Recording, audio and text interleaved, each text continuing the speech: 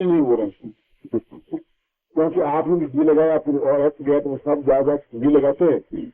और जब मैंने घी लगा तो उंगली थोड़ी घुसेड़ने की कोशिश की, उंगली अंदर चली गई। क्योंकि अभी तो उसका मूल जो पत्थर है, मूल शिवलिंग है, वो तो भगवान जाने और कहाँ है, कितनी गहराई में। इसलिए जब आप जाएं तो सब भीड़ खत्म हो जाए, सुबह 11-12 बजे तब जाके दर्शन करें। और फिर ओरिजिनल आपको उससे पीठ के दर्शन हो पाएंगे। तो वो घी वाले इस हाथ के वापिस आ जाएंगे, तो पीठ के दर्शन नहीं। केदारनाथ मंदिर के बाहर दो कुंड है, एक सप्त कुंड है, गर्म कुंड है, एक ठंडा कुंड है। और ये गर्म कुंड इतना अधिक भाप निकलती है कि लोग वहां पर एक पोटली में आलू और चावल बांध करके उसमें रख देते हैं, और 3 महीने के बाद आलू भी पक जाते हैं, चावल भी पक जाते हैं, लोग खाते हैं। वो भी पकाने की आंच जलाने की जरूरत नहीं, इतना गर्म कुंड है, सप्त कुंड है। इस पानी की विशेषता और है, क्योंकि गर्म कुंड जहां भी होंगे, अमरकंटक में भी है और बद्रीनाथ में भी है, केदारनाथ में भी है, काश्मीर में भी है, जहां से झीलम निकलती है। क्योंकि सारा काश्मीर झीलम के किनारे बैठा हुआ है, वो डल झील झीलम से बनी है। और झीलम नदी किसी पहाड़ से नहीं निकलती, वह तो केवल 1 फुट लंबे 1 फुट चौड़े एक खड्डा है, तो जमीन में से जो पानी सोता निकला है उससे पूरी झील नदी बनी है।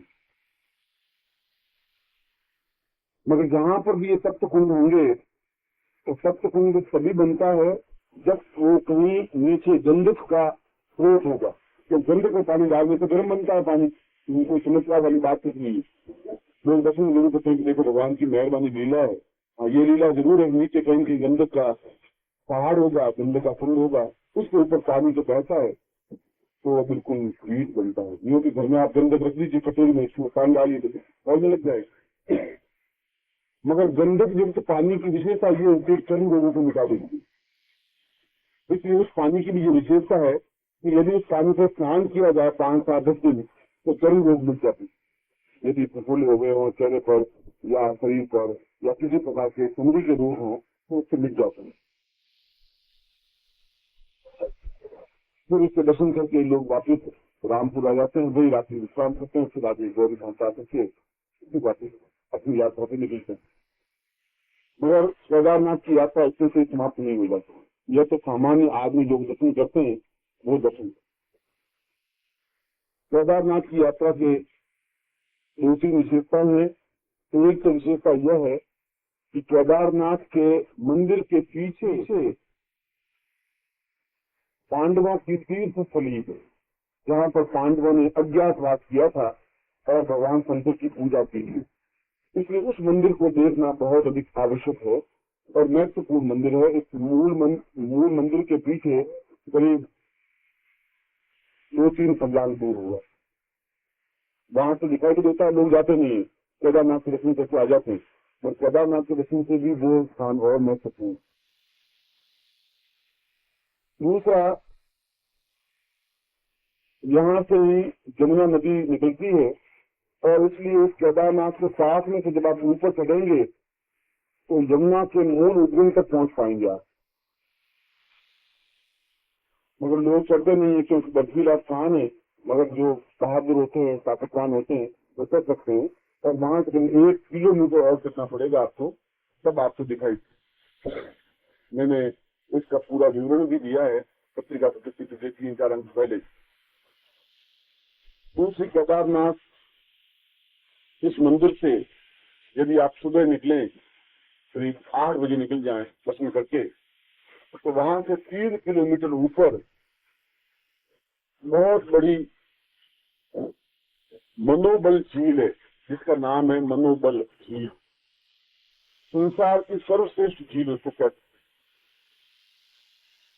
क्योंकि उसका पानी बिल्कुल बिल्लोरी पानी,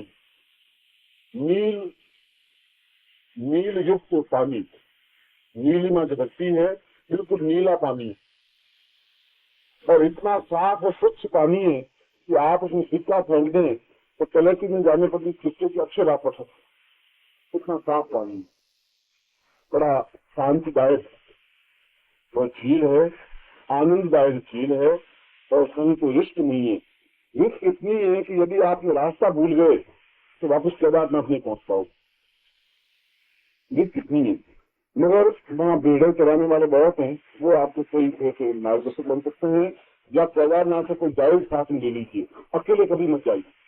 यदि तूफान आ गया या बर्फीली हवा बढ़ गई या बरसात हो गई तो आपको वापस केदारनाथ आने में कोई रास्ता नहीं है, भटक जाएगी। कोई रास्ता है नहीं, सड़क है नहीं, और भटक गए तो मर जाएंगे। इसलिए मर जाएंगे, रात में बर्फीली हवा चलती है, तेज बर्फ गिरती है, और आप जो चाहे कोट पहने तब भी आपके प्राणांत हो जाएंगे।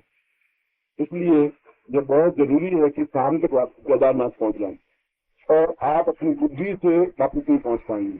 इसलिए कोई गाइड होना जरूरी है, जो वहाँ का एक गढ़वाली कोई व्यक्ति है, जो उस रास्ते को देखा हुआ हो। केदारनाथ को ऐसे गढ़वाली मिल जाती, मगर वो लोग बड़े ईमानदार होते हैं, नहीं।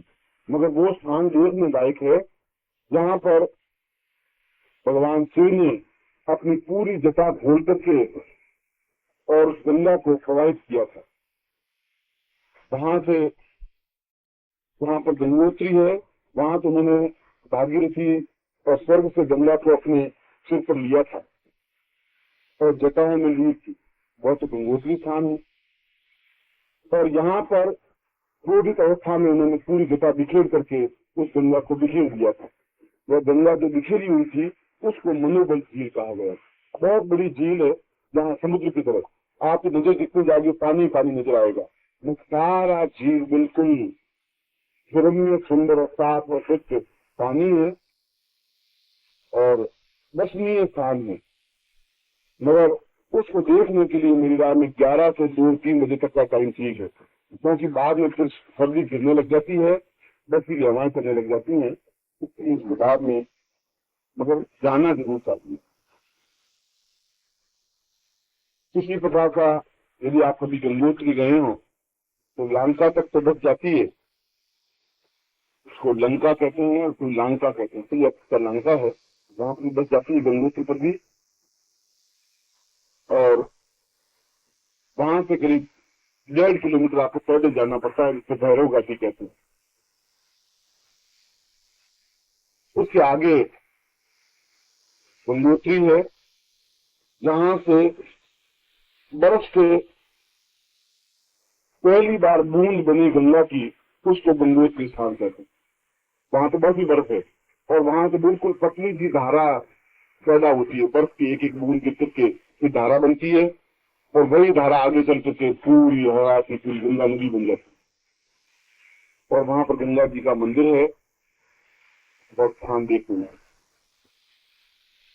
विशेषता एक और कि आप गंगोत्री जो स्थान है वहां पर खड़े होकर के सामने बर्फ का पहाड़ है, उस बर्फ के पहाड़ को गौमुख कहते हैं। लोग वहां तक जाते हैं, जिनमें थोड़ी बहुत हिम्मत ताकत है वो गौमुख तक जाते हैं। आम आदमी तो गंगोत्री से चला जाएगा, वो तो बहुत बड़ी विशेषता वाली बात नहीं। वहां तो हर एक आदमी चला जाए। विशेषता तो ये है कि जहाँ कोई नहीं जा सके वहां हम जा सके, मगर वहां तक रास्ता है और गाइड आपको ले जाते हैं। और वो रास्ता करीब 14 किलोमीटर का है गौमुख तक जाने का। और मार्ग में करीब 6 किलोमीटर पर एक आश्रम है, टूनी बाबा का आश्रम, और बड़ा सुंदर आश्रम है। वहां आपको जब जाएंगे तो गर्म खिचड़ी खिलाएंगे, कोई भी जाएगा, कोई पैसा नहीं देते। और वहां पर वो गर्म खिचड़ी मिलना, बर्फ से चलते चलते हम इससे छुट्टी हो जाते हैं कि वहां पर गर्म खिचड़ी मिलना और पकवान मिलना बराबर, क्योंकि दूसरा खाना पचेगा नहीं आपको। इसलिए वो जो भी जाते हैं गर्म खिचड़ी खिलाते। और उनका एक आश्रम वहां से 5 किलोमीटर ऊपर और है, वहां पर विश्राम करना होता है। गर्म रजाइयां आपको मिलती हैं, गर्म कंबल मिलते हैं, वहां पर और खिचड़ी मिलती है और सब तरह की सुविधा है। 100 आदमी जाए, 200 आदमी जाए, 500 आदमी जाए, तब भी रजाई मिलती है।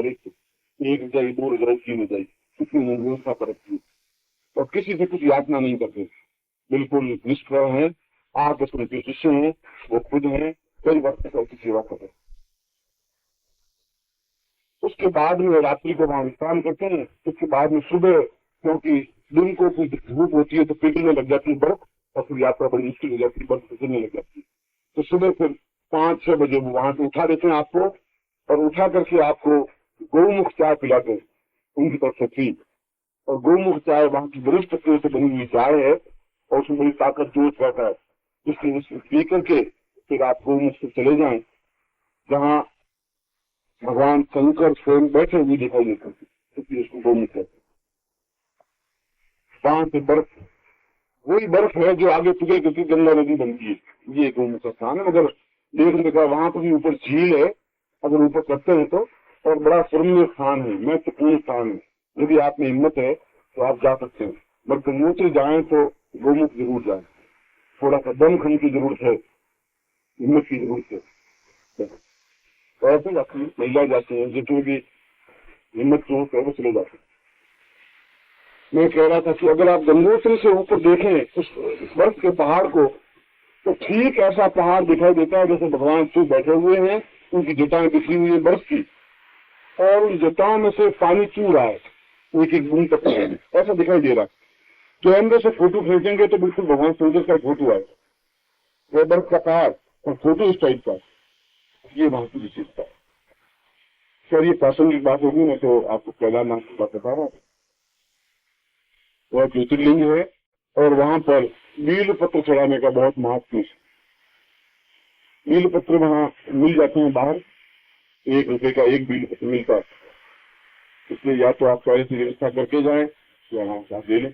एक बील पत्र चढ़ाए तो 5 बील पत्र चढ़ाना है, और 5 बार नमः शिवाय मंत्र का जाप करना है, ऐसा वहां का विधान बताया गया। वहां एक भी बील पत्र चढ़ाना 3 जन्मों के पापों को समाप्त करने के बराबर। त्रिदलम त्रिगुणाकारम त्रिनेत्रम से द्वायुधम त्रिजन्म पाप संहारम, एक बील पत्र द्वापर दर्शनम बील पत्र दर्शन पापनाशनम अघोर पाप संहारम, एक बील पत्र द्वापर। इसलिए 5 बील पत्र चढ़ाने के 5 मंत्र हैं, 5 मंत्रों से 5 बार 5 बील पत्र चढ़ा जाता है। ऐसे आप ऋषिकेश को जाते समय ले जा सकते हैं साथ में, या वहां मिल जाते हैं 1 रुपए का ही। 100 रुपये हो सकता है, 12 में सामान बता सकते। ये केदारनाथ की विशेषता है। केदारनाथ के मंदिर के पीछे जो मूल मंदिर है केदारनाथ का, ये तो शंकराचार्य ने इसको केदार पीठ को स्थापन किया। पहले मंदिर वहां से 3 फलांग पीछे, वहां जाके लोग दर्शन करते हैं। लोग तो जाते नहीं है, बहुत कम लोग, उनको मालूम ही नहीं है तो जाते ही नहीं है। बोले बोल झील का मालूम नहीं है, लोग नहीं जाते हैं। पर जो दर्शनीय है, देखने लायक है, वो देखने चाहिए, क्योंकि जीवन में प्रभु ने जब ये सब कुछ इतना उत्तम कोटि की चीजें बनाई हैं, तो हमें देखनी चाहिए। इसके अलावा केदारनाथ में सप्त कुंड है, उसमें स्नान करना चाहिए। इतनी ज्यादा भक्ति है, आप वजन उठा के जा नहीं सकते, और वहां पर अच्छी व्यवस्था नहीं है, धर्मशाला में व्यवस्था है नहीं। और वहां के जो व्यवस्थापक हैं, बनाने वालों के विचारों ने बहुत अच्छी लागू बनाई है। तो व्यवस्थापक औरंगजेब की आत्मा मर करके फिर उसने जन्म दे दिया वहां। कैसे नहीं बोलेंगे तो ऐसे कि जैसे बस अभी ख्वाब खाएगा। जब वो बोला, हमने कहा कि हमारे साथ बच्चे हैं, हम रात को यहीं स्वीकार करके रहना चाहते हैं, तो मरने के लिए रहना है, वहां मरना है तुम्हें। मैं आपको दर्शन करता हूँ। क्या दर्शन करना है? दर्शन ये करना है कि इतिहास में औरंगजेब के बारे में पढ़ा, तो वापस दर्शन करने की इच्छा। तो फिर वो बोलेंगे, क्योंकि ऐसे आदमियों से ऐसा जवाब करना चाहिए। वो सोच लिया कि ये बड़ा टेढ़ा बोलेंगे। हमने कहा कि इतिहास में पढ़ा था, बहुत अच्छा हुआ, आपके दर्शन हो गए, हम कह सकेंगे कि औरंगजेब केदारनाथ के दर्शन करेंगे। केदारनाथ को दर्शन करने की जो शक्ति हुई, वैसी शक्ति आपको दर्शन शक्ति तो वो बड़ा सीधा साधा बोला, नहीं आप अब रह रहे हैं, हम समझ गए आप कैसे हैं। फिर बड़ा फील भी हुआ हो जाएगा, वो फिर गाली तो दी नहीं, सभ्यता से जो कुछ कहना था वो सब। केदारनाथ के बाद में अगला छठा ज्योतिर्लिंग है वैद्यनाथ धाम। यह साल का पटना रेलवे मार्ग पर और बिहार में आया हुआ।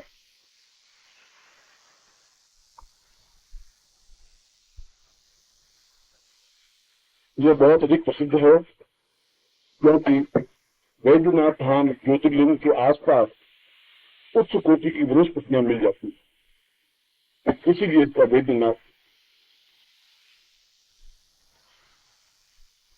जो वैद्यनाथ आयुर्वेद में भी एक धर्म है, उसका नाम भी वैद्यनाथ, और वैसे उसी में उनका बहुत बड़ा साथ में राम नारायण जी के संस्थापक रहे हैं अपनी बेटी बहुत अच्छी। उस वैद्यनाथ धाम में सद्गुरुदेव डॉक्टर नारायण दत्त श्रीमाली जी के दुर्लभ वीडियोस, पुस्तक, पत्रिका एवं साधना की निःशुल्क दीक्षा प्राप्त करने के लिए नीचे लिखे हुए नंबर पर विरल पटेल जी को व्हाट्सएप पे अपना नाम और अपने शहर का नाम लिखकर भेजें। धन्यवाद।